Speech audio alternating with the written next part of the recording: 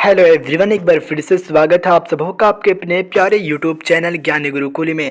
दोस्तों, इस वीडियो में हम झारखंड बोर्ड परीक्षा 2024 कक्षा 10 वालों के लिए यानी कि साइंस से रिलेटेड सब्जेक्टिव क्वेश्चंस को हमने लेके आ गया है। सब्जेक्टिव क्वेश्चंस आप लोगों का रहेगा, जिनमें से हम 500 वायरल प्रश्न बताएंगे और ये पार्ट 1 है। इसी प्रकार से 2-3 पार्ट में आप लोगों का टोटल में करवा दूंगा। तो दोस्तों, अगर आप हमारे चैनल पर नए होंगे सब्सक्राइब कीजिएगा, क्योंकि इस वीडियो में हम जो प्रश्न को लिया है वो 2014 से लेके 2024 तक के प्रश्न को इसमें वीडियो में हमने ऐड किया है। तो अगर आप हमारे चैनल पर नए होंगे सब्सक्राइब कीजिएगा, लाइक कीजिएगा। चलिए फटाफट से प्रश्न देख लेते हैं। तब तक अगर आप हमारे चैनल पर नए होंगे सब्सक्राइब कर लीजिएगा। देखिए, आपका पहला प्रश्न क्या है। आप लोगों के बीच आपका प्रश्न जैव विविधता का विशिष्ट स्थल क्या है। तो जैव विविधता का विशिष्ट स्थल जो है वन है। हमने जो ना ऑप्शन इसलिए नहीं दिया ताकि आपका फोकस केवल आंसर पे हो, ऑप्शन के दिमाग में ना रहे, ठीक है। उसके बाद देखिए दूसरा, खादिन किसके संरक्षण के लिए प्रयुक्त होता है। तो जल संरक्षण के लिए खादिन प्रयुक्त होता है। हम कहते हैं कि आप लोग अपने कॉपी में नोट डाउन कर ले। लोकप्रिय 3R का क्या मतलब है। लोकप्रिय 3R का जो मतलब होता है रिसाइकल, रिड्यूस एवं रीयूज होता है, ठीक है। आप लोग कॉपी में नोट डाउन कर ले। प्रश्न संख्या चौथा है, चिपको आंदोलन की शुरुआत कब हुआ था। तो 1970 ईस्वी में हुआ था। उसके बाद हमने नोट में कुछ लिखा, उत्तराखंड के गढ़वाला जिला में हुआ था, ठीक है। चलिए अगला प्रश्न देखते हैं। विश्व पर्यावरण दिवस कब मनाया जाता है। तो विश्व पर्यावरण दिवस 5 जून को मनाया जाता है। कब मनाया जाता है, 5 जून को। अगला सवाल है, गंगा नदी की कुल लंबाई कितनी है। तो गंगा नदी की कुल लंबाई कहीं कहीं 2500 किलोमीटर दिया है, तो कहीं 2510 किलोमीटर। आप लोग दोनों याद कर लीजिएगा, ठीक है।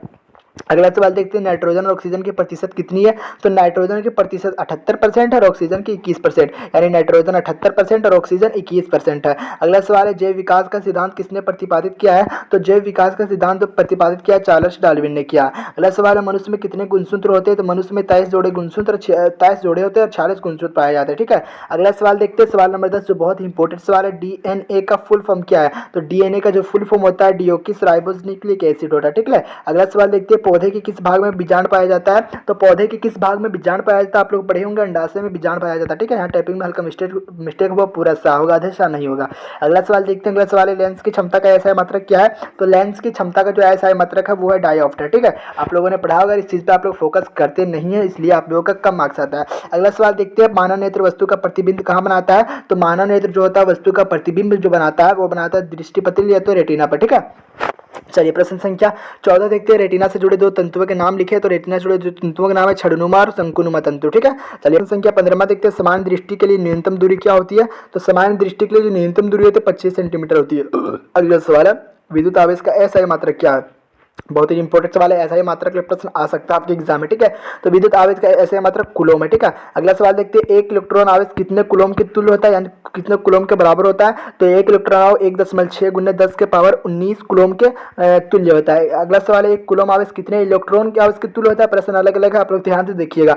6 × 10 के पावर 18 इलेक्ट्रॉन, ठीक है। पावर होगा 18 ऊपर में, ठीक है। अगला सवाल है, विभव और विभांतर का ऐसा मात्रक क्या है। तो वोल्ट है, ठीक है। विभांतर का ऐसा मात्रक वोल्ट होता है। अगला सवाल देख लेते हैं, क्या प्रतिरोध का ऐसा मात्रक क्या है। तो प्रतिरोध का एसआई मात्रक ओम होता है, ठीक है। अगला सवाल है, विद्युत शक्ति का एसआई मात्रक क्या है। विद्युत शक्ति का एसआई मात्रक वाट है। मैं 100% गारंटी देता हूं कि एसआई मात्रक वाला एक ना एक प्रश्न आपके एग्जाम में जरूर आएंगे। अगला सवाल है, विद्युत धारा का एसआई मात्रक क्या है। तो विद्युत धारा का एसआई मात्रक एम्पियर है। प्रतिरोध का एसआई मात्रक ओम, विद्युत शक्ति का एसआई मात्रक वाट, विद्युत धारा का एसआई मात्रक एम्पियर। अगला सवाल है, बायोगैस का मुख्य घटक क्या है। तो मीथेन है। बायोगैस का मुख्य घटक मीथेन है। अगला सवाल देखते हैं, एल्केन का सामान्य सूत्र क्या है। एल्केन का जो सामान्य सूत्र होता है CnH2n+2, ठीक है। विरंजक चूर्ण का रासायनिक सूत्र क्या है। तो विरंजक चूर्ण का रासायनिक सूत्र है CaOCl2, ठीक है। Calcium oxychloride. अगला सवाल है, एल्किन का सूत्र क्या है। तो CnH2n, ठीक है। CnH2n एल्किन का सूत्र। अगला सवाल है, उदासीन विलयन का पीएच मान क्या होता है। तो उदासीन विलयन का पीएच मान 7 है, ठीक है। अगला सवाल, नींबू में कौन सा अम्ल पाया जाता है। तो नींबू में जो पाया जाता है साइट्रिक अम्ल पाया जाता है। प्रश्न संख्या 30 है, क्षारक का पीएच मान क्या होता है। तो क्षारक का पीएच मान आप लोगों को कमेंट बॉक्स में बताना, ठीक है। तो दोस्तों, इस वीडियो में हमने आपको टोटल 30 प्रश्न बताए और आपके बोर्ड एग्जाम में ही 30 प्रश्न पूछे जाएंगे। वो भी हमने वीवीआई प्रश्न को बताया, ठीक है। वीवीआई प्रश्न को बताया और यहाँ से लगभग प्रश्न आपके एग्जाम में आएंगे, ठीक है। तो दोस्तों, अगर आप हमारे चैनल पर नए होंगे सब्सक्राइब कीजिएगा। इसका पार्ट 2 पार्ट 3 भी आएगा और सब्जेक्टिव प्रश्न का मैं जल्दी सोल्यूशन लाऊंगा। बस आप लोगों का सपोर्ट नहीं मिल रहा है, इसलिए आप लोगों का सपोर्ट प्यार जैसे मिलेगा फटाक से मैं आप लोगों का प्रत्येक चैप्टर का करा दूंगा सब्जेक्टिव और इंपॉर्टेंट प्रश्न करा दूंगा। आप लोगों का एग्जाम को ज्यादा दिन बचा नहीं है, जनवरी आ गया और जनवरी खत्म होने की तादाद पे, ठीक है। बस आप लोगों का 6 फरवरी से एग्जाम है, बस आप लोग तैयारी करें तन मन धन और लगन के साथ। अगर आप हमारे चैनल पर नए होंगे सब्सक्राइब